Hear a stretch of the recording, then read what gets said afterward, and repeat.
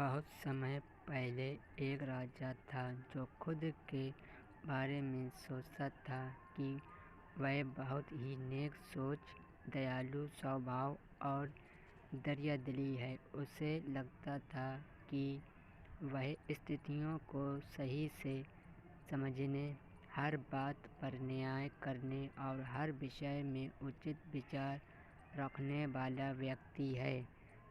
राजा की 3 बेटियां थीं। एक दिन उसने अपनी बेटियों को बुलाकर, मेरे पास जो भी है वो सब तुम्हारा है। तुम तीनों को मुझसे ही जीवन मिला है। मेरी इच्छा अनुसार ही तुम तीनों का भूत, वर्तमान और भविष्य बना हुआ है, जो आगे भी ऐसा ही बना रहेगा। मैं ही तुम तीनों का भाग्य बनाता हूँ। राजा की यह बात सुनकर उसकी 2 बेटियों ने शांत मन में राजा की बात में हामी भर दी, लेकिन तीसरी बेटी ने ऐसा नहीं किया। उसने कहा, नहीं, मुझे तो नहीं लगता है कि मैं आपके हाथों में मेरा भाग्य है। राजा यह सुनते ही गुस्से में आ गया। उसने अपनी तीसरी बेटी की कही बातों को एक चुनौती के रूप में स्वीकार किया। उसने खुद को अपनी तीसरी बेटी के सामने सही साबित करने की ठान ली और उसे जेल में बंदी बना दिया। इस वजह से राजा की तीसरी बेटी कई सालों तक जेल में ही बंद रही। राजा और उसकी बाकी की बेटियां राजसी जीवन जीते रहे।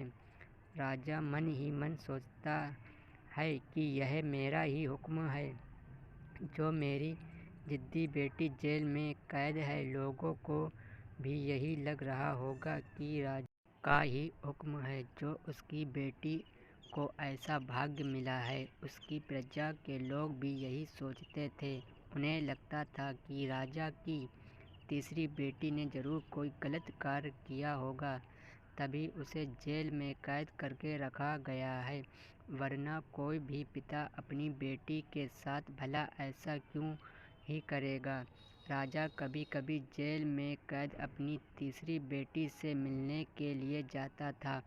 उसकी बेटी बहुत कमज़ोर हो गई थी, लेकिन अभी भी उसके विचारों में कोई बदलाव नहीं आया था। मगर राजा अपनी कमज़ोर होती बेटी की हालत और नहीं देख पा रहा था। एक दिन उसने अपनी तीसरी बेटी से कहा, इस तरह से तुम्हारा जिद करना मुझे बहुत गुस्सा दिलाता है। अगर तुम इसी तरह मेरी आंखों के सामने रही तो गुस्से में मैं ना जाने क्या कर बैठूंगा। तुम्हें मौत की सज़ा भी दे सकता है, लेकिन मैं एक अच्छे दिल का हूँ, इसलिए मैंने सोचा है कि तुम अब मेरे राज्य के पास के ही एक जंगल वाली ज़मीन पर जानवरों के साथ रहोगी। राजा ने आगे, क्या उस जंगल में सिर्फ उन्हीं लोगों को रखा जाता है जो मेरे आदेश का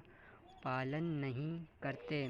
तुमने भी अपनी जिद की वजह से मेरी बात नहीं मानी, इसलिए तुम भी अब वहाँ मौजूद लोगों के साथ अपना पूरा जीवन काटोगी।